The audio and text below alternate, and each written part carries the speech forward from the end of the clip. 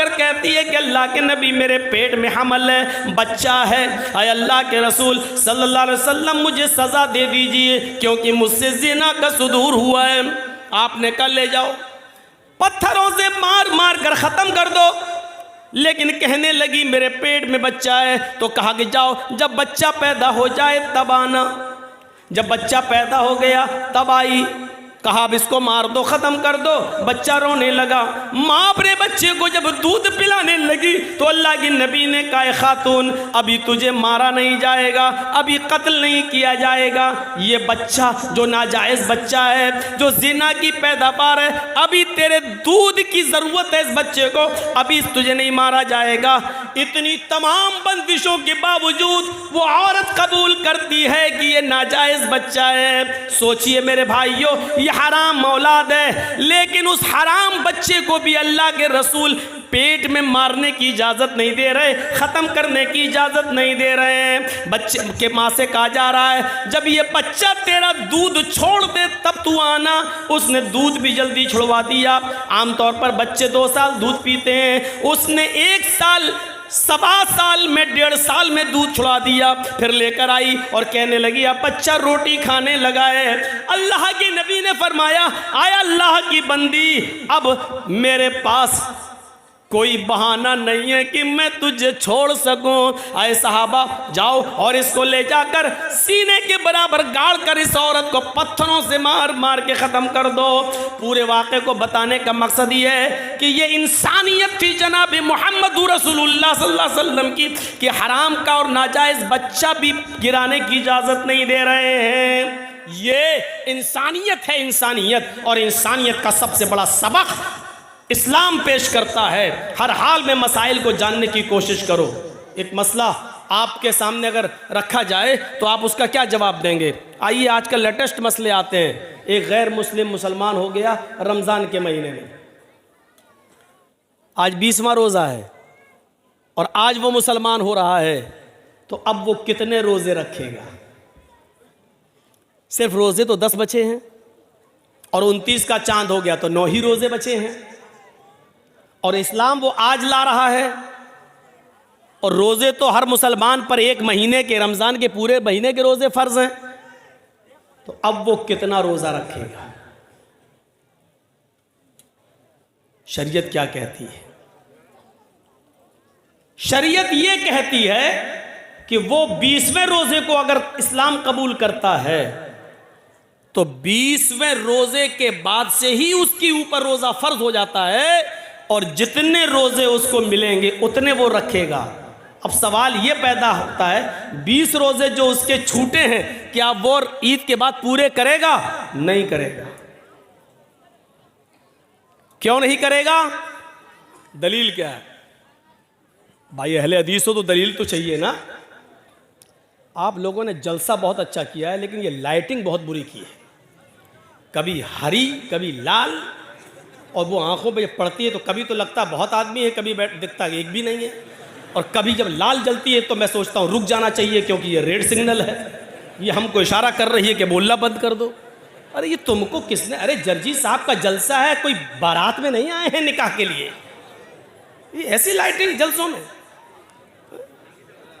Light ऐसी होनी चाहिए जो जलती रहे, बस बुझे नहीं। तो ऐसा लग रहा है जैसे आंख मार रही हो।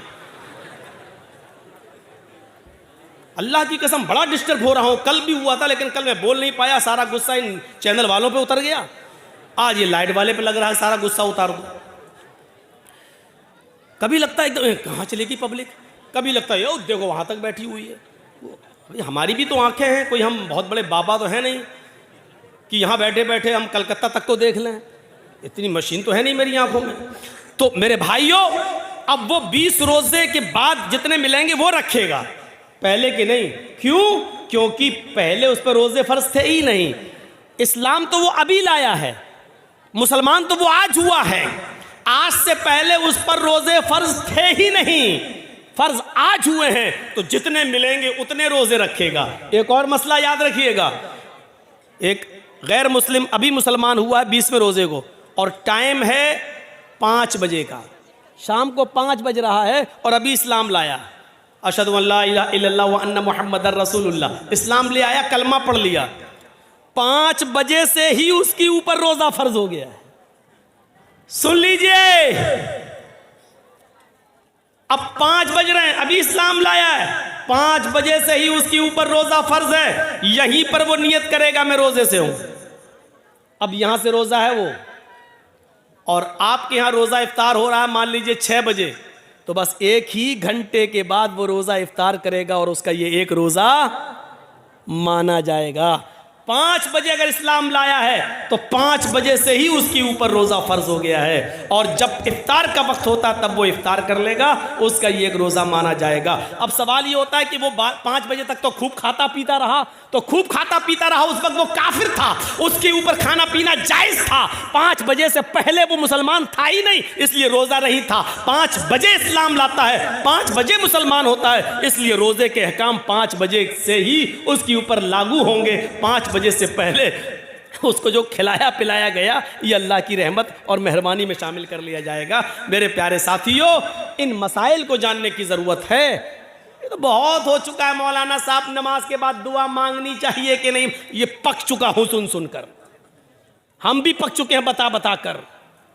चले जाइए मौजमपुर के साइड में, अभी तक नहीं माना जा रहा है। धड़ल्ले से मस्जिद में नमाज पढ़ी जा रही है। 20 साल पहले मैंने कहा था जिस मस्जिद के अंदर कब्र होगी उस मस्जिद के अंदर नमाज नहीं होगी, नहीं माना जाता। दलील क्या दी जाती है?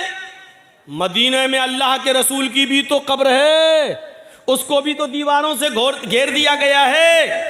अल्लाह के रसूल की कब्र को आम लोगों की कब्र के बराबर खड़ा नहीं किया जा सकता है, क्योंकि नबियों के बारे में नबी का फरमान यह है कि पैगंबरों की और नबियों के जिस्मों को कब्र की मिट्टी नहीं खाती। लेकिन हमारे और आपके जिस्मों के बारे में नहीं है कि कब्र की मिट्टी नहीं खाती। नबियों के बारे में अल्लाह के रसूल का ये फरमान है कि नबियों को वहीं दफन किया जाता है जहां उनका इंतकाल होता है, जहां उनकी रूह निकलती है वहीं पर उनको दफन किया जाता है।